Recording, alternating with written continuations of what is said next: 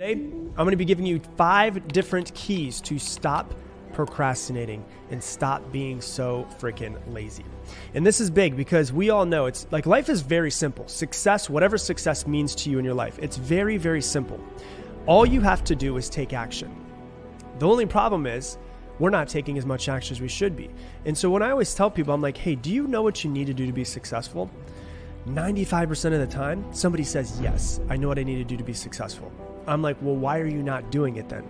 Well, it's because, I tend to procrastinate and sometimes I overthink and sometimes I get lazy and not really sure. And so it's not that we don't know what we need to do to be successful, whatever success means to you. It just comes down to we're not doing it. And so you have to ask yourself, what do I need to do to create the life I want? What do I need to do to stop procrastinating? What do I need to do to stop being lazy? And so if you're lazy or you're a procrastinator, this episode is for you. I'm going to give you the 5 different things to help you stop procrastinating and to start actually getting done. Step number 1 is to stop lying to yourself. It's very simple. Stop lying to yourself. Admit that you're procrastinating too much. Admit that you're lazy. Admit that you overthink and you're not taking action instead. Admit that you're getting paralysis by analysis because you're analyzing all the things that you're doing instead of actually doing the things that you need to be doing. It's like when you go through a 12-step program. The very first thing that you need to do is you got to admit that you're, if you're going through a 12-step program as an alcoholic, you've got to admit that you're an alcoholic before you do anything else. Because all of the rest of the steps don't matter if you're not going to be admitting to yourself and actually saying, oh, I am an alcoholic. So the first thing you need to do is you need to stop lying to yourself. Admit, yes, I am too lazy sometimes. Yes, I procrastinate. Yes, I overthink. Yes, I get paralysis by analysis. Now that I've admitted it, now I can at least start to work through it instead of hiding from it. Because when I'm hiding from it, I'm not admitting it, it makes it really hard to work through it because I don't actually admit to myself that's something that's real. So you've got to stop lying to yourself about it. You've got to call it what it is. And once you admit it, you can then start to work through it. And so here's the thing that I think. I don't think there's any proof in the world that this exists, but this is just my theory. I think that humans are inherently lazy.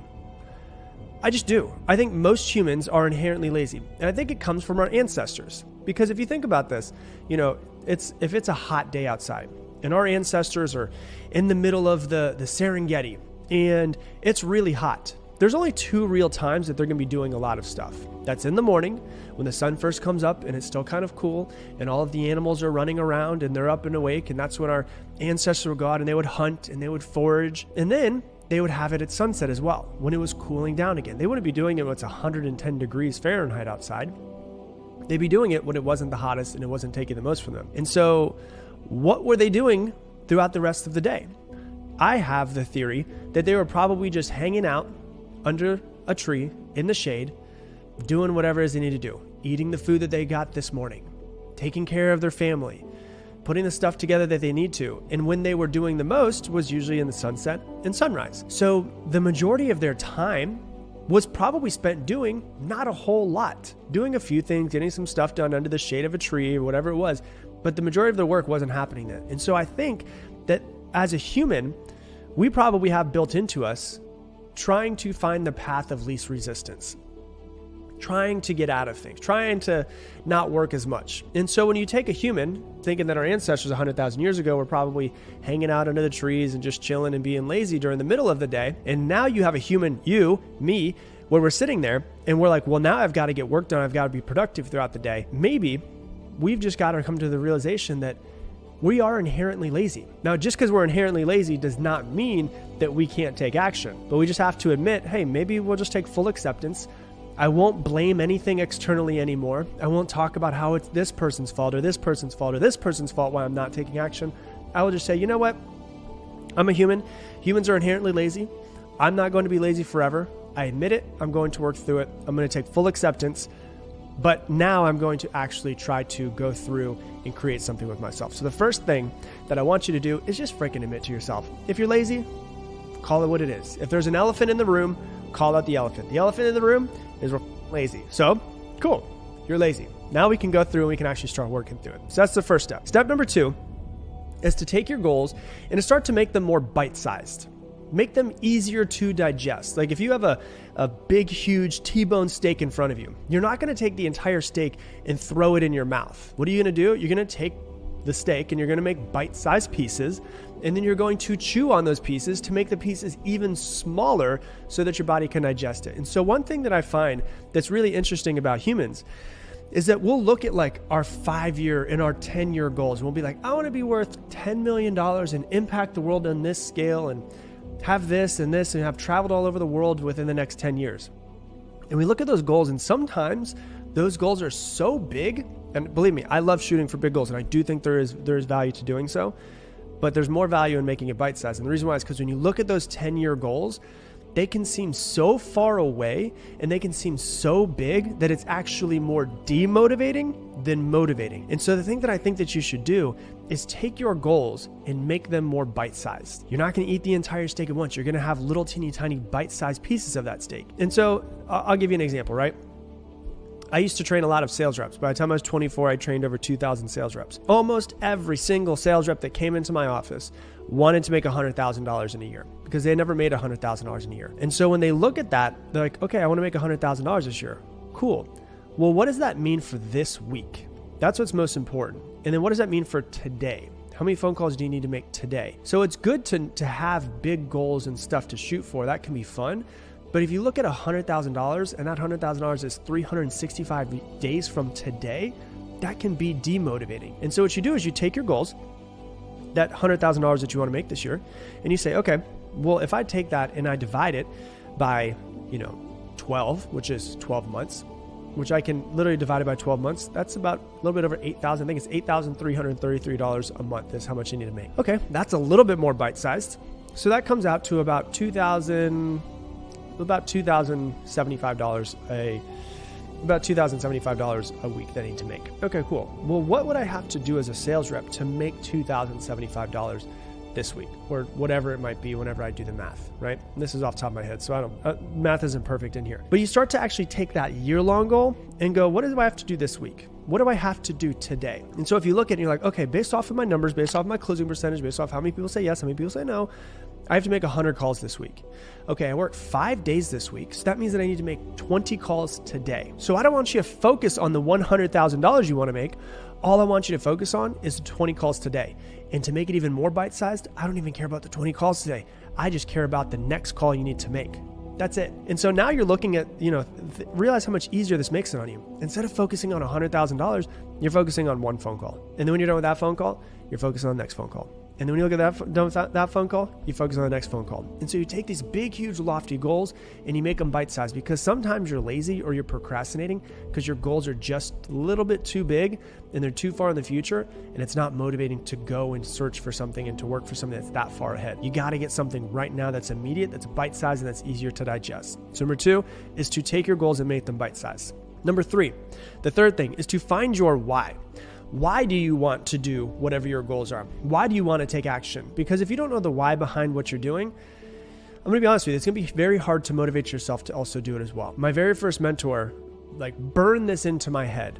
He used to always say, if the why is strong enough, the how will reveal itself. If the why is strong enough, the how will reveal itself. So if your why as to why you're going for your goals, or why you're needing to take action, or why you're doing this thing that you're doing today is strong enough, how it will get done is going to eventually figure itself out. You'll figure out how to get it done. I'll give you an example. If I said, I always say this all the time because it really makes sense for a lot of people. And this deals with your why, okay? If I were to say to you that, if I were to ask you this question, I ask this a lot of times when I speak live in front of people, because I can see them raise their hands and everything. But I say, hey, what is the percentage chance, and be honest with me, don't lie to me, don't lie to yourself. What's the percentage chance of you making $1 million this year? And everyone's like, I say this sometimes on live lessons on Zoom and stuff, and it's like 0%, 0%, 0%, 0%, 0%, 0%. What's the percentage chance of you making $1 million this year legally? It's like 0%, 1%, 2%, very, very, very, very low numbers. Majority of them are 0. And I say, okay, I'm going to ask you the same question, but a little bit different. What is the percentage chance of you making $1 million this year legally? And if you don't, every single person that you love gets murdered. What's the percentage chance now? What do you think everybody says? 100%, 100%, 1,000%, 10,000%. There's no way on earth that I'm not going to make that $1 million. And I'm like, so what changed? The goal didn't change, $1 million. The time frame didn't change, a year. What changed? Your why behind why you want to do it. So it's never a fact that you can't get it done. It's just that you just don't give a enough at this point. And so you've got to find something that you believe in and that you want so badly, and you've got to have a strong why behind it. That's the difference. Where if you say, hey, and I've told this story before, I had a coaching client, a one-on-one coaching client like 6 years ago, and he wanted to make $100,000 for the year. And I was like, why is that? And he told me why, and I said, okay, why is that? And he told me why, and I said, okay, why is that? And we went, why? Originally, he wanted to make $100,000 for the year because he wanted to make $100,000 because he thought it'd be fun because he's never done it before and he wanted to make that much money. And then once we went deeper and deeper, I found out the reason why he wants to make $100,000 this year is because he has 2 young children. He's divorced recently, and his ex-wife, has custody of the children, and she lives in a really bad part of town in New York. And his biggest fear in the world is that his daughter is going to get pregnant by the time that she's 13, and that his son is going to be shot in a drive-by. And he wants to make $100,000 so that he could put a down payment on a house, so that therefore he can get custody of his children and at least put them into a safer part of town. I said, well, do you think that why is a little bit stronger when he can focus on his children's safety and wanting to make $100,000 and succeed because of them and their safety and wanting to help them in their life? Or do you think it's more motivating just to make $100,000? Right. It's when he finds his why, that's when you find someone that's driven. You don't have to search for motivation when your why is that freaking strong. So you've got to figure out what your why is. That's step number 3. Step number 4 is to remove distractions. Remove distractions, because throughout the day, you can tell me that you don't have time. And I can tell you that that's a bunch of BS, because anybody can find time for something that's a priority for them. Because you're not just like, sitting there staring at the ceiling all day long. You're not just sitting there hanging out, I've got nothing to do, I'm just sitting at the ceiling. You're doing something. You're either on your phone, or you're watching Netflix, or you're talking to people, or whatever it is that you're doing, scrolling through, going onto YouTube, scrolling through different websites. I don't know what it is that you do on a daily basis. Go to ESPN.com and see what your favorite sports teams are doing. I don't know what you do, but you have to remove your distractions. And the thing that I recommend is if you really want to get stuff done, you want to stop being lazy, just literally, best tip I can give you, take your cell phone and put it in the other room for a few hours.